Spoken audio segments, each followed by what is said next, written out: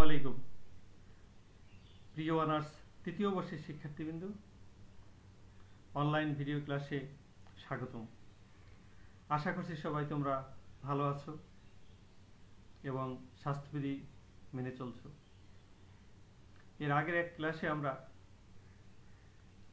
সমাজকর্মের বিভিন্ন তত্ত্বের নাম জেনেছিলাম এবং পরবর্তী একটি ক্লাসে মনসমীক্ষণ তত্ত্ব নিয়ে আলোচনা করেছিলাম। আজকে তোমাদের সাথে কথা বলবো সিস্টেম তত্ত্বের ধারণা নিয়ে, অর্থাৎ ব্যবস্থাপক তত্ত্বের ধারণা। প্রিয় শিক্ষার্থীবৃন্দ, চলো আমরা আজকে সংক্ষেপে সিস্টেম তত্ত্ব সম্পর্কে জানি। প্রথমেই আমরা জেনে নেব সিস্টেম কি। সিস্টেম বা ব্যবস্থা বলতে পরস্পর নির্ভরশীল ও আন্তঃক্রিয়ারত বিভিন্ন অংশ বা উপাদানের সমগ্রকে বোঝায়। মনীষী লুডউইগ ভন বার্টাললানথি বলেছেন, সিস্টেম হচ্ছে একগুচ্ছ এককের সমষ্টি যেগুলো পরস্পর সম্পর্কযুক্ত। আবার সমাজকর্ম অভিধানের ব্যাখ্যা অনুযায়ী ব্যবস্থা হচ্ছে অনুরূপ ও বিপরীতমুখী পারস্পরিক সম্পর্কশীল ও শনাক্তযোগ্য সীমানার অধীন কতগুলো উপাদানের সমন্বয়, যার মাধ্যমে একটি জটিল ও সম্বন্ধযুক্ত সমগ্রকে সৃষ্টি হয়। মূলত ব্যবস্থাতত্ত্বের মূল বক্তব্য হলো এমন: the whole is more than the sum of the parts, অর্থাৎ সমগ্র তার অংশসমূহের সমষ্টি অপেক্ষা বড়। এই থিমকে সামনে রেখেই সমাজকর্মের ব্যবস্থা তত্ত্বের উদ্ভব এবং বিকাশ ঘটেছে।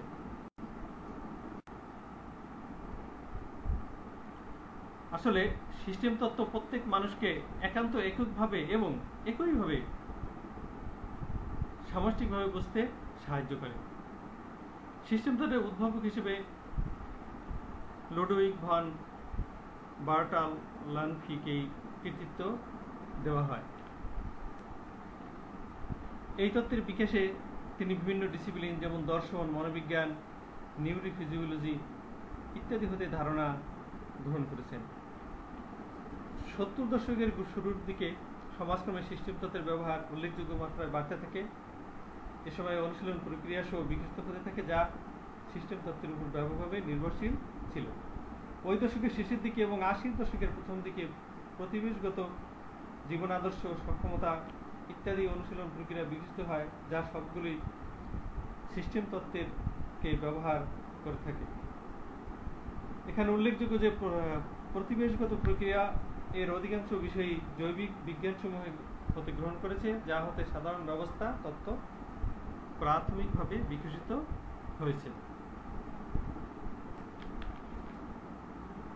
সিস্টেম তত্ত্বকে এন পলেস্কাই আরও স্পষ্ট করতে চেয়েছেন এভাবে: system theory is a framework, A meta theory, A model in the broadest sense of that of our abused term. It is a model available to any dynamic recurring process of events. System তত্ত্বকে দুভাগে ভাগ করা হয়: সাধারণ system তত্ত্ব এবং সামাজিক system তত্ত্ব। সাধারণ সিস্টেম তত্ত্ব এমন এক ধারণাগত বিষয় যা মানুষ ও সমাজের আচরণকে সামগ্রিকভাবে ব্যাখ্যা করতে চায়। এখানে সিস্টেমের ভিতর মানুষ ও সমাজের মধ্যকার পরস্পর ক্রিয়াশীল বিষয় উল্লেখ থাকে এবং যে সমস্ত নিয়ন্ত্রণ ব্যবস্থা এই উপাদানগুলোকে স্থায়ী ও ভারসাম্য স্থাপনে সহায়তা করে থাকে তাদের ব্যাপারেও উল্লেখ থাকে। এক্ষেত্রে সিস্টেমের মধ্যে একটা নির্দিষ্ট সীমা থাকবে, ভূমিকা থাকবে, সম্পর্ক থাকবে এবং মানুষের মধ্যে তথ্য প্রবাহ কেমন আছে সে সম্পর্কে উল্লেখ থাকবে। মূলত সাধারণ সিস্টেম তত্ত্বের এমন এক অংশ যা অণুজীব থেকে শুরু করে সমাজ পর্যন্ত সমস্ত জীবন্ত বিষয়কে একটা সাময়িক ব্যবস্থার আওতায় এনে আলোচনা করে থাকে। এবার সামাজিক সিস্টেম তত্ত্ব সমগ্রকের মধ্যে যে সমস্ত উপাদান আছে তাদের মধ্যকার পারস্পরিক সম্পর্কের উপর জোর দিয়ে থাকে। ব্যক্তি মধ্যকার, দল মধ্যকার, সমষ্টি মধ্যকার এবং পরিবেশের মধ্যে পরস্পর প্রভাব বিস্তারকারী যে সমস্ত উপাদান রয়েছে তাদের মধ্যকার সম্পর্কের উপর এ তত্ত্বটি গুরুত্ব আরোপ করে থাকে।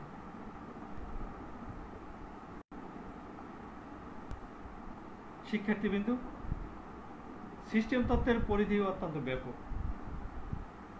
এ তত্ত্ব অনেকগুলো কনসেপ্ট এবং ডাইমেনশনকে অন্তর্ভুক্ত করে। এগুলি সম্পর্কে আমাদের স্পষ্ট ধারণা থাকা দরকার। এই ধারণা এবং দিক অর্থাৎ কনসেপ্ট এবং ডাইমেনশনের মধ্যে রয়েছে প্রথম সিস্টেম।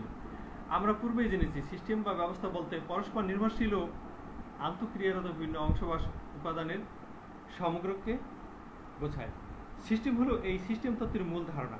সিস্টেম বা ব্যবস্থা মূলত একগুচ্ছ উপাদানের সমষ্টি, যেখানে প্রতিটি উপাদানের সাথে প্রতিটি উপাদানের সম্পর্ক থাকবে এবং তাদের থেকে উদ্ভূত বিভিন্ন ঘাত প্রতিঘাতের বা ফলাফলের মধ্যেও সম্পর্ক থাকবে। বলা হয়েছে যে system is a set of objects together with relationships between the objects and between there attributes. এরপর রয়েছে সীমানা বা বাউন্ডারি। সীমানা মূলত একটি কাঠামো যা সিস্টেমের ভিতরে বা বাইরে কি থাকবে তা নির্ধারণ করে। এক্ষেত্রে মূলত কিছু চলককে ঘিরে এক লাইন বা রেখা টানা হয়, যেখানে এই সীমানার ভিতর অপেক্ষা বাইরে শক্তির পারস্পরিক বিনিময় কম হয়। সিস্টেম তত্ত্বের আরেকটি গুরুত্বপূর্ণ বিষয় হলো শক্তির আমদানি। একটি সিস্টেম ও শক্তির আমদানি অনেক গুরুত্বপূর্ণ একটি বিষয়। এখানে মূলত একটি প্রক্রিয়া কাজ করে, সেটি হলো এখানে দেখানো হয়েছে ইনপুট, আউটপুট এবং থ্রুপুট। এখানে থ্রুপুটে আমদানিকৃত শক্তিকে একটি প্রক্রিয়ার মাধ্যমে সঞ্চালন করা হয় আউটপুট বা প্রোডাক্ট উৎপাদনের জন্য, অথবা আউটপুট বা প্রোডাক্টকে বাইরের জগতে রপ্তানি করা হয়, যেটি নতুন করে শক্তি আমদানির জন্য তার উৎসগুলো পুনর্গঠন করে। এভাবে বাইরের জগৎ থেকে নিজস্ব সীমানার ভিতরে থেকেই শক্তি উৎপাদন প্রক্রিয়াকে ব্যবহার করে শক্তি আমদানি করা হয়ে থাকে। সিস্টেম তত্ত্বের আরেকটি ডাইমেনশন হলো এনট্রপি। আবদ্ধ বা খোলা দুই ধরনের সিস্টেমের একটি বৈশিষ্ট্য হলো এনট্রপি। এটি সকল সিস্টেমকেই প্রভাবিত করার একটি বৈশ্বিক নীতি। এটি সিস্টেমের ভেঙে পড়া বা অবসানের সাথে জড়িত। এটি অনুমান করা হয় যে নিয়মিত প্রয়োজনীয় হস্তক্ষেপ না করলে একটি সিস্টেম ক্রমান্বয়ে এই প্রক্রিয়ায় চলতে থাকবে এবং একসময় এর সামঞ্জস্যতা থেকে এটি ছিটকে পড়বে। সিস্টেম তত্ত্বের আরও একটি কনসেপ্ট হলো নেক এনট্রপি। এটি মূলত জীবন্ত ব্যবস্থার এক প্রবণতা, যার কারণে উক্ত ব্যবস্থাটি যে পরিমাণ শক্তি রপ্তানি করে তা অপেক্ষা অধিক শক্তি আমদানি করে। একটি সিস্টেম যখন অধিক পরিমাণ শক্তি সংরক্ষণ করতে পারে তখন সেটি বৃদ্ধি পেয়ে বিকশিত হতে পারে, আর অন্যদিকে যখন একটি সংরক্ষণের পরিবর্তে অধিক পরিমাণ শক্তি রপ্তানি করতে বা হারাতে থাকে তখন সেই অবস্থাকে বলে এনট্রপি। এবং এর ফলে যে সিস্টেমটি তার গুরুত্ব হারাতে শুরু করে এবং একসময় সেটি ধ্বংস হয়ে যায়। একটি জীবন চক্রের শুরুতে যখন তার বৃদ্ধি দ্রুত হয় তখন নেগেটিভ এনট্রপি পজিটিভ এনট্রপিকে ছাড়িয়ে যায়, আর জীবন চক্রের শেষ দিকে এনট্রপি তার শক্তির বিচারে নেক এনট্রপির সাথে সামঞ্জস্য করতে সক্ষম হয়। এরপর রয়েছে ইকুইফাইনালিটি। এর অর্থ হলো একই পরিণামে প্রত্যাবর্তন, অর্থাৎ পরিণাম এক কিন্তু কারণ ভিন্ন ভিন্ন। একটি নির্দিষ্ট স্থান বা পর্যায়ে বিভিন্ন পথে বা উপায়ে পৌঁছার নাম হলো ইকুইফাইনালিটি। এটিকে বর্ণনা করা যেতে পারে এভাবে: কোনো একটি বিষয়ে সি যদি গন্তব্য হয় তখন এর ওয়েজ হতে পারে বা পথগুলো হতে পারে এ অথবা বি, অথবা এ এবং বি এর কারণ এবং বি সি এর কারণ হতে পারে। মাল্টিফাইনালিটি এর অর্থ হলো একটিমাত্র কারণে অনেক ফলাফলের বহিঃপ্রকাশ। আমরা আমাদের দেশে অধিক জনসংখ্যাকে যদি কারণ হিসেবে ধরি তাহলে এর ফলাফল হতে পারে দারিদ্র্য, বেকারত্ব, মাদকাসক্তি, সন্ত্রাস অনেক কিছু। অর্থাৎ একটিমাত্র কারণের ফলাফল যে বহুমাত্রিক হতে পারে এখানে সেটা বোঝানো হয়েছে। ফিডব্যাক এটি উন্মুক্ত সিস্টেমের একটি বৈশিষ্ট্য। এক্ষেত্রে উন্মুক্ত সিস্টেম কীভাবে কাজ করছে সে সম্পর্কে তথ্য সংগ্রহ করা হয় এবং সেই তথ্য পুনরায় ওই ব্যবস্থাপকে পরিচালনা এবং পথ দেখাতে ইনপুট হিসেবে কাজ করে থাকে। সিস্টেম আবার পরিবেশকেও প্রভাবিত করে। মূলত পরিবেশকে প্রভাবিত করার এবং পরিবেশ কর্তৃক আবার প্রভাবিত হওয়ার এই সামগ্রিক প্রক্রিয়াই হলো ফিডব্যাক।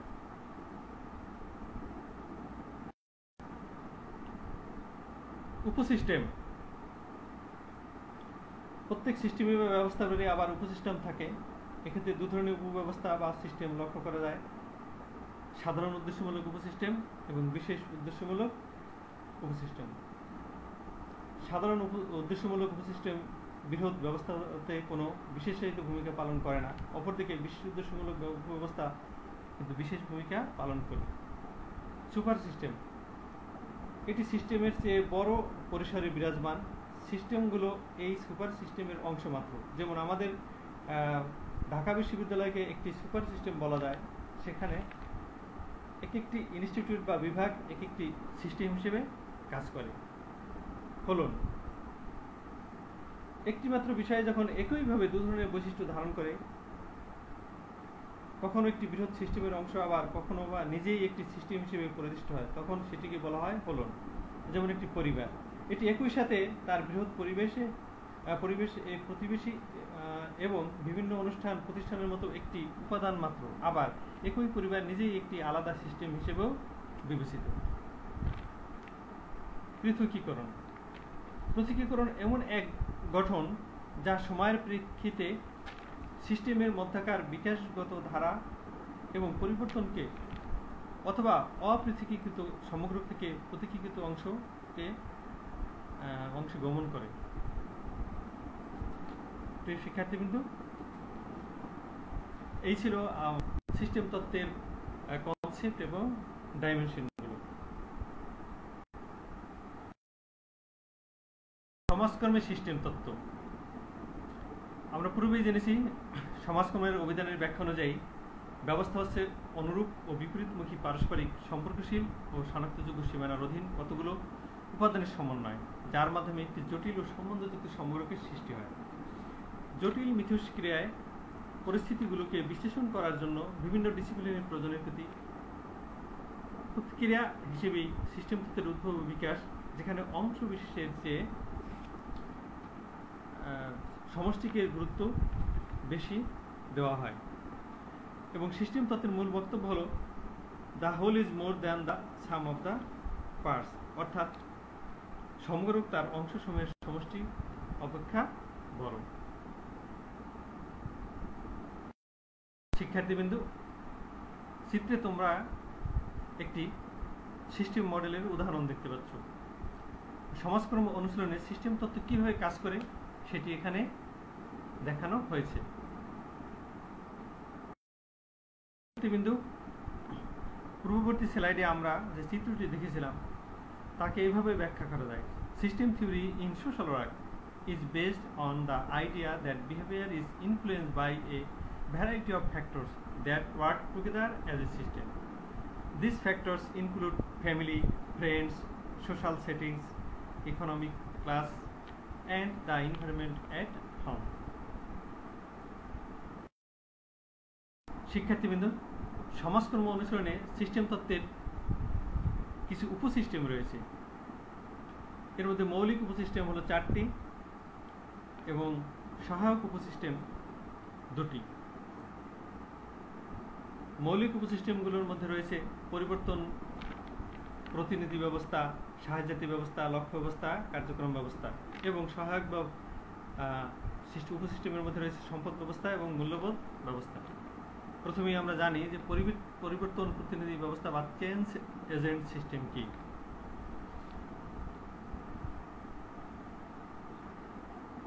চেঞ্জ এজেন্ট ধারণাটি রোল্যান্ড লিপিড, জেনে ওয়াটসন এবং ব্রুস ওয়েস্টলি প্রথম ব্যবহার করেন।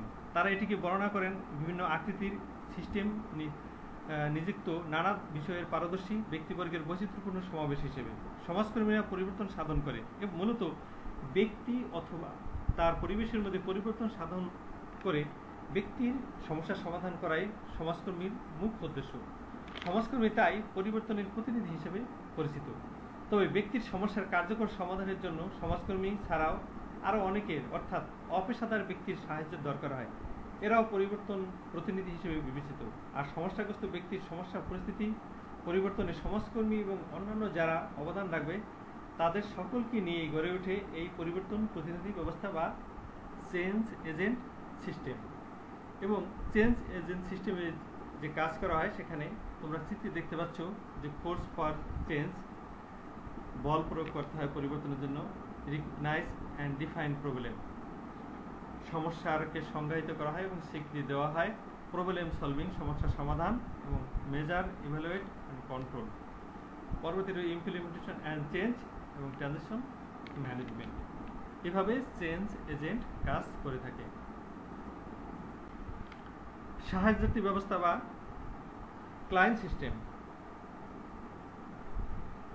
এখানে সাহায্যার্থী হলো সেই ব্যক্তি বা দল যে সমাজকর্মীর সেবা প্রার্থনা করে, সমাজকর্মীর সেবা হতে উপকৃত হওয়ার প্রত্যাশা করে এবং সমাজকর্মীর সাথে কোনো চুক্তিতে আবদ্ধ হয়। এখানে অবশ্য একটি বিষয় উল্লেখ্য যে যেসব ক্ষেত্রে সমাজগ্রস্ত ব্যক্তি বা সাহায্যার্থী সমাজকর্মীর কাছে সাহায্য প্রার্থনা করতে আসে না, অনেক সময় সমাজকর্মীকে রাষ্ট্র বা সমাজের পক্ষ থেকে সমস্যাগ্রস্ত ব্যক্তি বা দলের সাহায্যে এগিয়ে আসতে হয়।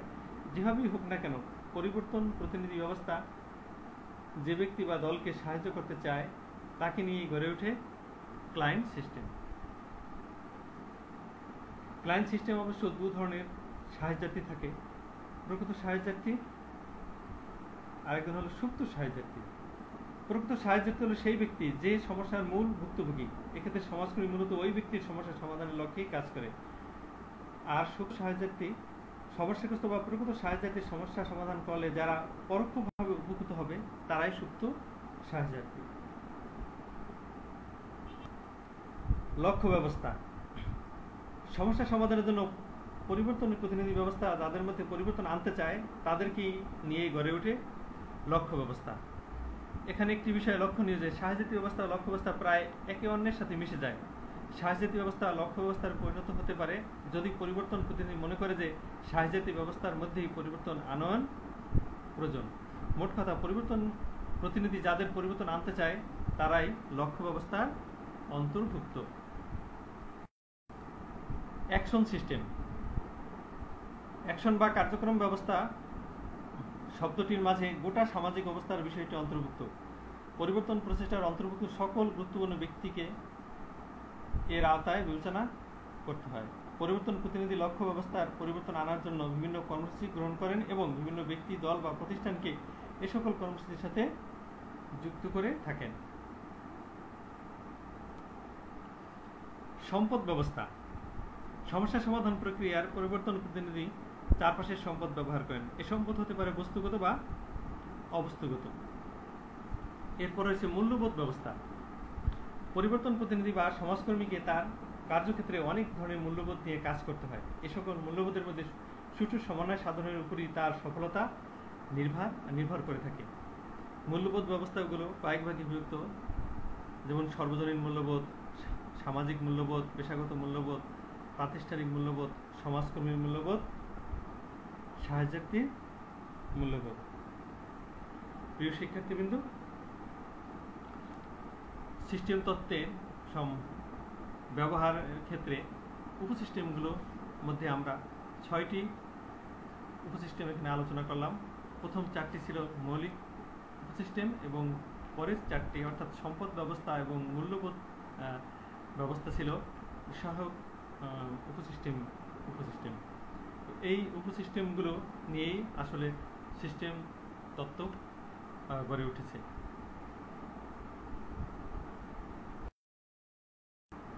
প্রিয় শিক্ষার্থীবৃন্দ, এতক্ষণ আমরা সিস্টেম তত্ত্বের ধারণা নিয়ে আলোচনা করলাম। আগামী ক্লাসের আমন্ত্রণ জানিয়ে আজকের ক্লাস এখানেই শেষ করছি। আল্লাহ হাফেজ।